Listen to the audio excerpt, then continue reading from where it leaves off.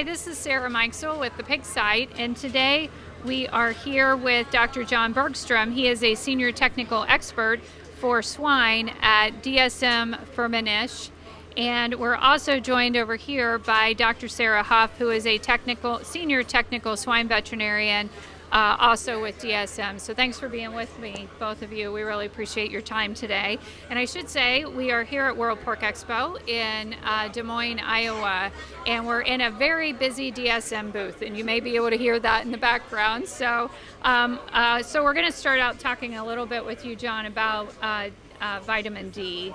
And we're certainly seeing more information flowing about vitamin D, not only in the agriculture industry, but also in human health. So let's talk a little bit about what are some of the latest learnings on vitamin D. Yes, well, thank you for that question. Yes, as a nutritionist with dsm-firmenich and involvement in swine nutrition, but also with an eye on what's occurring in the world of human nutrition, there's certainly been a lot of interest in the medical community, nutrition community in the last decade or two in vitamin D, especially a lot of information coming out during COVID as it relates to human health, where vitamin D is essential for immune function and good outcomes in terms of health, particularly for those more vulnerable populations like the elderly or people that are getting enough vitamin D from being outside. And so some of the learnings are that there's a lot of people and some surveys in the swine industries showing that pigs are actually very low in their vitamin D status because we're raising them indoors now, for biosecurity reasons, to control the conditions and temperature for their optimal health, but they're not able to get vitamin D from sunlight like they would have, historically or naturally. And so the recognition that animals maybe have a low status and humans, and the understanding that vitamin D is essential for things beyond simply bone mineralization, which is the classical role of vitamin D. And so there's a lot of science happening showing the importance of having a good vitamin D status, and for both humans and pigs. Excellent. Very good. Well, let's switch over, Sarah, and talk with you a little bit about, are all vitamin Ds the same? That's a great question. So no, they are not. And actually, Jon mentioned status in pigs, so D3 status in the blood. We call that 25-hydroxy status.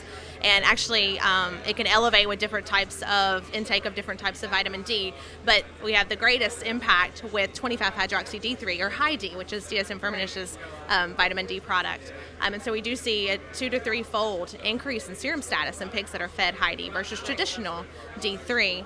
And high D's been on the market now in North America for over 25 years in poultry and over 7 years in swine. So we think we're the gold standard. We're the first ones, the original 25-hydroxy. And we have done a lot of research, as Jon's alluded to, with this product in multiple species and seen improvement in bone health. And now we're also, of course, looking at immunity because of what we learned with COVID with humans. So still learning a lot about vitamin D and how it impacts pig performance, but also learning more with high D, right? And how we can also improve status, which translates into improved overall productivity within our farms.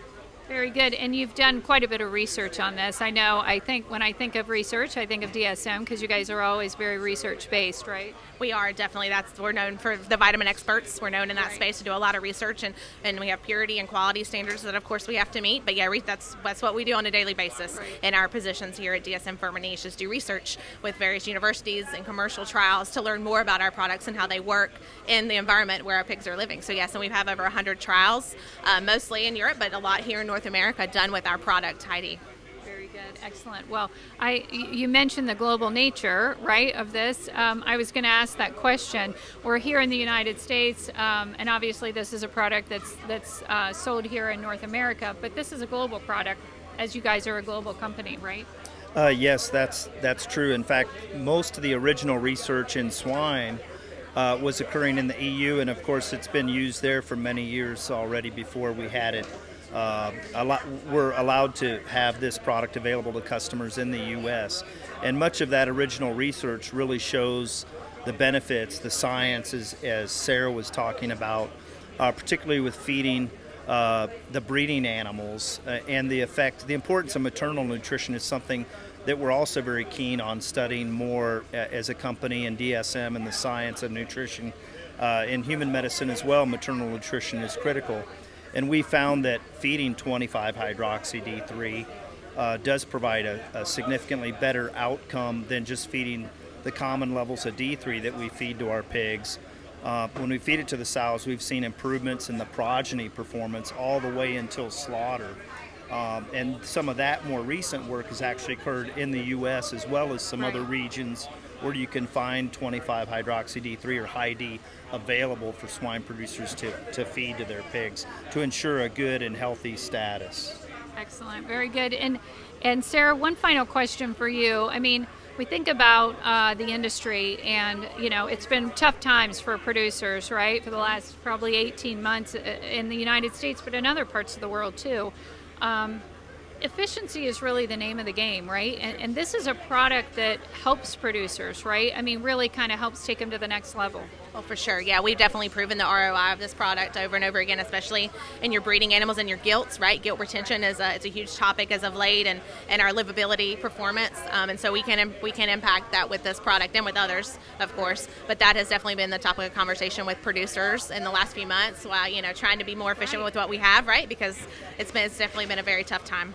Right. It's almost been a minimize your losses, right? Exactly. But products like this can help do that, right? Is my understanding, getting that balance right and things like that. Exactly. So Yeah, it's very important. And again, it's part of that immunity story, right? Which we haven't really always considered, but that plays a huge role in performance and livability, especially in our breeding herds. Right. So it's definitely been a hot topic. very good. Anything to add, John? Not too much, just that other vitamins are important too, and we're continuing to do research in this area, and we often find there's relationships with other vitamins, and it's kind of like the principles with amino acid nutrition. If you leave one out, Right. Then you're not going to really benefit from some of the others, Right. and so we're continuing to do a lot of research in the area of vitamins and their importance as essential nutrients for animals. And so this research continues. Very good. Excellent. Well, thank you both for all your time today. I really appreciate it. Yep, thank you. Thanks. This is Sarah Mikesell with the Pig Site.